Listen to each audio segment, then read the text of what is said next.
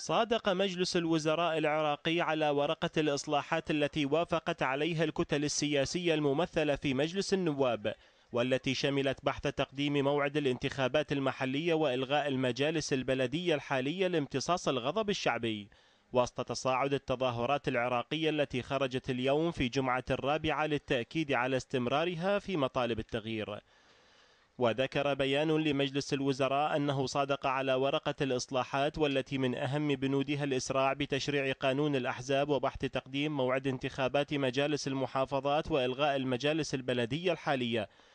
وإجراء تعديلات مناسبة على قانون المحافظات غير المنتظمة بإقليم بما يضمن الوضوح في تحديد صلاحيات السلطات المحلية وعدم تقاطعها مع اختصاصات السلطة الاتحادية. كما شملت الإصلاحات أيضا بنودا تتعلق بالتعيينات الوظيفية والبطالة واتخاذ الإجراءات الصارمة بحق الفاسدين وإحالتهم إلى النزاهة، وتخفيض رواتب الرئاسات الثلاث والدرجات الخاصة وإعادة النظر بالامتيازات الأخرى،